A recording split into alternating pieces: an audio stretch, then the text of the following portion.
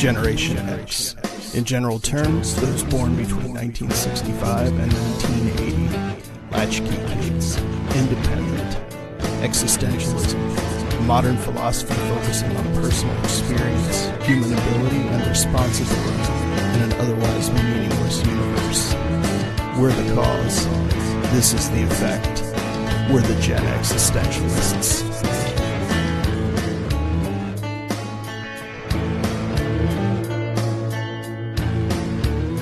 Welcome in, friends, to the Gen Existentialist podcast. My name is Scott. And I'm Bunny. And we are here talking about a whole wicked trough of wonderful stuff. We will spin Mega Wheel the Magnificent and pull a topic. There are over 500 different things on there. And if you want to get in touch, there are a multitude of ways to do so that Bunny's going to tell you about. Yeah, why don't you drop us a line at morningpizzaradio@proton.me. That's proton.me. And, address it to the Gen Existentials podcast. You can also find us on the Mixcloud page that you access this from, or you can use the Mixcloud app and listen to this show on the go. And if you have questions, topics, anything you want us to blather on about, by all means, let us know. We've had a couple. We're not going to do them on this episode, but we'll hit them here in an upcoming episode. So exciting. Right now, I'm going to give Mega Wheel the Magnificent a spin and see what kind of awesome thing it pops up. And we're spinning and spinning, and we have... You ready for this? Mm-hmm. It's kind of in-depth. You may need to prep. Okay? What are the most important values that you have always stood by? Now, I'm gonna modify that, because values, that's like asking you for a whole litany of things. If you have an abiding value that you stand by, what would it be? Love. That's the same answer you've given for other similar questions. I'm pretty much a straightforward kind of guy. Is love a value? Yeah, I think love is something that, it's a value that if you harness it right, I don't know, what's a good word to say? If you cultivate it properly. Use it. Yeah. I mean, if you can show love and give love honestly and openly, I think that's a huge value to live by. Now, that doesn't mean you love everybody, and that doesn't mean everybody has to love each other and everybody has to respect each other and all that stuff's earned. Love is earned.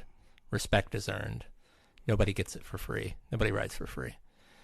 But if you find a way that you can live your life in the flow of love, that creates gratitude, that creates optimism, that creates hope, which I think is another great thing that people seem to have a hard time finding the older they get. It's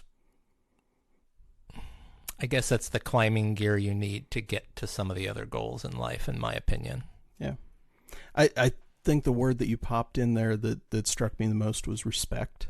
Mm-hmm. Because I think respect and love go hand in hand. Of course. They have to, for either one to exist. As far as an important value that I stand by, I would say integrity. Okay. Because it's the one thing that no one can take from you, but you can give up. You can drop by making poor decisions, poor actions.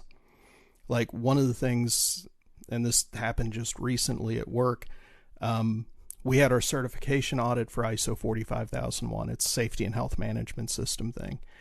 And the auditors mentioned it to a couple of us during that audit. And then it also got brought up this past week when our environmental system went through a surveillance audit. The thing the auditors brought up is, you guys don't try to hide anything. If we ask you a question, you just answer it. You never hem and haw or hedge about anything. If we want to see something, you open the door. You're just out there. And for all of us, I work in a 5-person department. We all kind of, it's our integrity. We're safety, health, environmental professionals. That's what we do.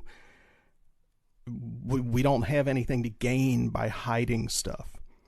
It's integrity. If you start to hide stuff, if you lie to somebody, be it an auditor or an employee or a manager, as soon as you start down that path, it gets real slippery really quickly. Even if you're caught in something, like in our certification audit for 45,001, we had 5 minor nonconformities. But that's good. We found stuff that we didn't know the systems weren't being followed. They've already been corrected. That's continual improvement. If we had not valued our integrity and tried to cover that up, everything crumbles under that. So for me, that important value would be integrity. You just stand by what you do. I think that's the interesting thing about values, are that you can give them up. They're fragile. Yeah. Oh, absolutely. And it's something you can reacquire, but it's difficult. But I think values themselves, anybody can systematically lose their values, and they can deliberately lose their values. Yeah. I don't think you can always get them back. You don't? No. I think there are certain things, some decisions that people will make that sends them down the path from which there is no reconciliation. There is no path back. So are you a believer that some people are just born bad versus some people are born good? No, we're tabula rasa, man. We're a blank slate. You come out and your environment, how you're brought up, all that stuff gets thrown in. You've got your instincts, you've got your abilities, how you educate yourself. And I'm not going to point at an educational system, because a lot of education is what the student does for themselves. What they put in is what they get out. So no, nobody's born bad. You might be born into a bad situation, but that doesn't mean you have to continue down that path. One of my favorite quotes is from a book that Hugh Laurie, the comedian and actor, wrote. He wrote a book called The Gun Seller. And in that book, one of the characters is talking about the job that he's doing. And in the conversation, it's obviously something distasteful. And he makes this statement: just because it's a bad job doesn't mean I have to do it badly. And that hit me like a freight train when I read it years ago, because that can apply to almost anything in life. Sure. Because we all have to do stuff we don't like. You know, I didn't like going through these audits, but just because I don't like it doesn't mean I have to compromise myself or do it badly. You do the job, plain and simple. All right. And we have our wives, and they're both kind of shaking their heads like they don't want to join in on this. Okay. So it's like we're going it alone today. Yeah, we hit a serious one there, or it got really serious. I'm sorry. Yeah. I kind of took it in a somber, kind of grim direction there. You know, I honestly believe some people are born bad. Why? I think you can be born bad or born good. Why? Why do I think that? Yeah. Because I think some people, from the time they're forming thoughts, they're thinking bad thoughts. It's very simple to do. Do you ever do that? Do you have a switch in your head that you can switch back and forth between light and dark? Yes. Well, I don't like to think of it as a switch. It's more of a thing where, okay, I mentioned tabula rasa before, blank slate. Maybe that was a bit of an extreme ideal in considering this, but we all have the potential for good and evil. Yeah. We all have light and dark within us. It's a matter of which you choose. Everything is about choice. And so to say someone is born bad, maybe they're born in a situation that makes it seem like the bad choice is the only one that's available. Okay. And maybe they've not been brought up, they've not had the examples, the positive examples that they might need. Okay. I have a query on that. I remember distinctly as a very young child, another boy whose parents were the kind of parents, our little insert name, could never do anything wrong. Well, he's such a sweet boy, and they doted on him and doted on him. And this boy came up to me while I was playing with a frog, and stood in front of me and then stomped on the frog. All of its guts came shooting out of its mouth across the sidewalk. And he stood there and laughed about it. And his parents were on the porch talking with their relatives. And I punched that boy in the face. That was the first time I ever punched someone out of malice. Well earned I and was deserved. Completely enraged. I had tears in my eyes. Completely enraged. Punched him right in the mouth. And it became a big thing, in the neighborhood. But that's a thing where, okay, that boy had parents who thought he was the golden child. And yet he still thought killing something completely innocent was just something fun to do. Now, where did he come up with that weird idea? Like, where was that planted when his parents were super loving? And were his parents really super loving in doting on him like that and making him seem like a golden child? Or did they set him up to be that way, to be a little tyrant? Because based on his parents and his parents' eyes, he couldn't do any wrong. He hadn't learned any discipline. He hadn't learned right from wrong, compassion, empathy, or anything like that. I think what you saw is exactly what his parents helped create. They were doing him no favors by treating him like that. Possibly. I have a hard time believing his parents really thought that far ahead. Well, no, they don't, but consider this. Consider your parents. Consider my parents. Neither one of our parents doted on us or, talked us up. We weren't put on pedestals. We were both only children, but we were taught life skills. We were taught right from wrong. If we started down a poor path, our parents kind of guided us back. And there's a lot to be said for that. And you don't have to be rich. You don't have to be poor. It can be any parent anywhere. It's a matter of teaching. It's a matter of openness. Well, it's also a matter of learning as the child. If the child doesn't want to learn. Like, true. I learned right from wrong. I never went to church. It was one of those things. I got kicked out of church when I was very young because I asked dumb questions that they didn't want to answer. Sounds like you asked good questions. Well, maybe. But that was one of the things that I learned I learned how to love, and I learned how to care for people, and I learned compassion through example. Right. From my parents' example and from my friends' example. I was very lucky to have people in my life that were decent people, maybe people that were born good. I don't know. I'm sorry, I'm taking the Sith position on this one where it's kind of, I think some people, doesn't matter how much you love them, doesn't matter how much because it takes two to tango in every interaction. But there's a difference here too. If a person chooses to be horrible or abusive or violent, that's their demon that they're dealing with, and but the key there is it was their choice. Mm-hmm. Yeah, absolutely. I don't think anybody's born that way. Okay. They can choose to go that way. You can choose to give into the dark side because, it's always easier. Sure it is. It's always easier. Well, I think it's easy either way. I think they talk up a big game of how hard it is to be compassionate, how hard it is to care about others, but it's not that hard. I mean, that's human nature, in my opinion, the first thing you want to do is care for something. You have to be willing to feel. And I think that's one of the things that's lost most easily when you choose a poor path or a dark path, is you get insulated by the darkness. You don't have to feel. You don't necessarily see or care about the ramifications of your decisions. That's just being a coward. Well, yeah. I mean, it is. I'm just going to call it out. I mean, it is. The whole idea of like, I don't want to feel, I don't want to get hurt, I don't want to get attached to anything, I don't want to, I'm like, oh, come on.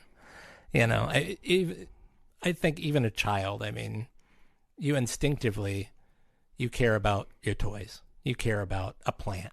You care about a random animal you see. You want to be nice to it.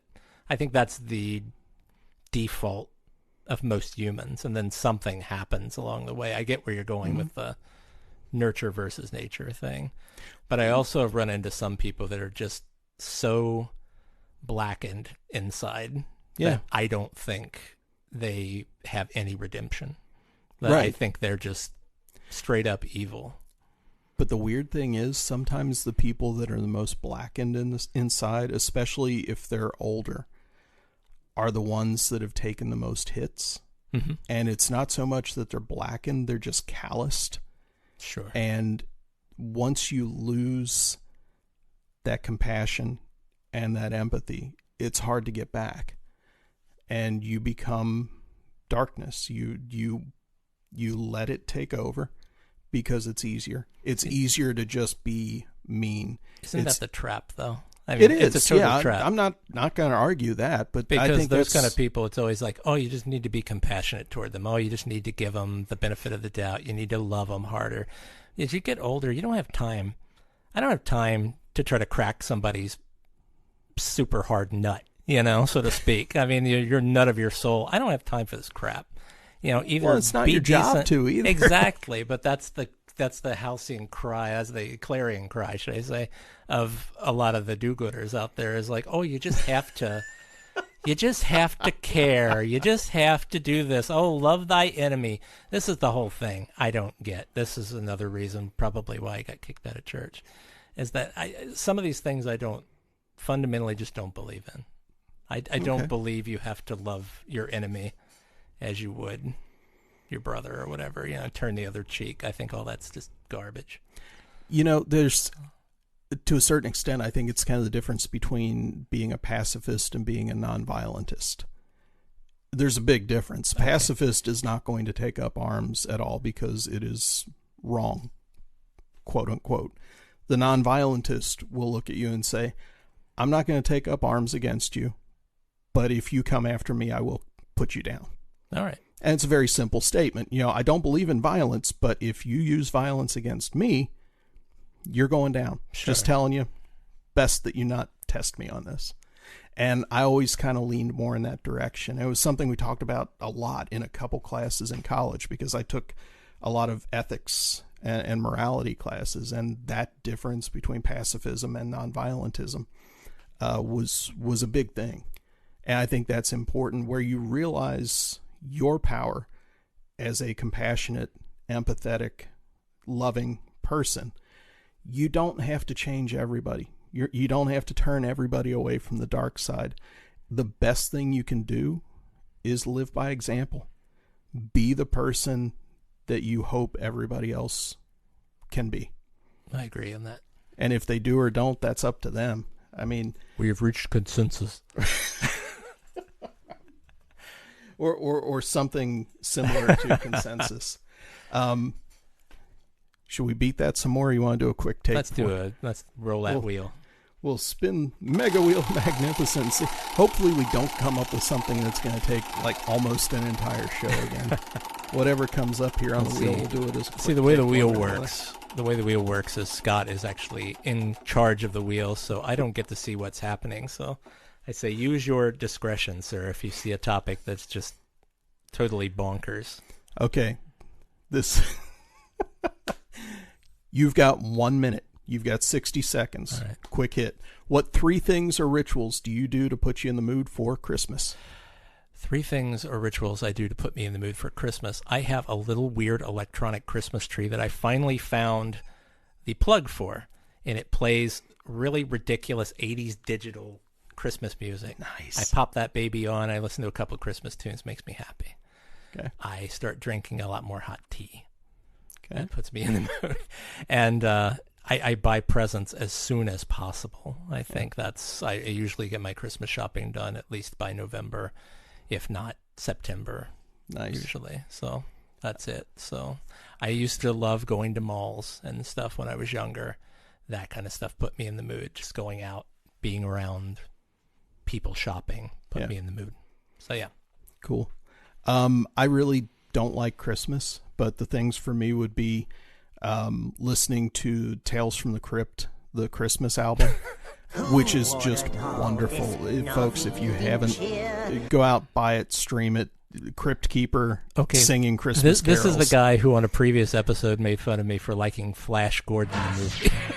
Because Flash He Gordon, likes the movie, Tales from- sucked. Tales he from the likes Tales Crypt from was the Crypt awesome. Christmas The album. Christmas album, it is fantastic. Have you ever heard it? I have heard it. You sent me a copy. Yeah, it's wonderful. It's like one of the best things ever. Wow. All right. And then I guess, yeah, buying some gifts and being off from work for a little bit. Those are my things for Christmas. It's just, I love the time of year, but not because of the holidays. I love it because it's cold and it's dark and it's less daylight and it's just wonderful. That's when it gets to like that point, as soon as the seasons change. I mean, it's not my ritual or thing, but that's suddenly I'm happy.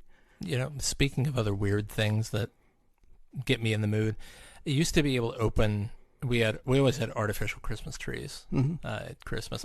I very rarely. I lived with a girl for a while who was obsessed with real trees. That was my first couple of real trees I ever had. But it was always this artificial tree, and it always smelled musty. Yeah, like the basement. Yep. And when I smelled that smell, I was like, it's Christmas time, rock and roll. See, we haven't had a Christmas tree for years and years since, I think a Nietzsche knocked down the Christmas tree in Georgetown, and it just it fell apart, and we were just like, the cats are more important. We're not putting a tree up anymore. Okay. And it was like, we don't have kids, and nobody came to our house. We always went to people's houses for Christmas, so it's like, why put up a tree? So we do have a Christmas owl, though.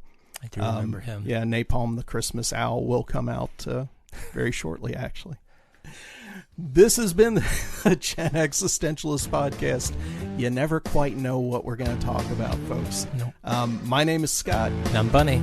And we'll catch you next time. Have a good one.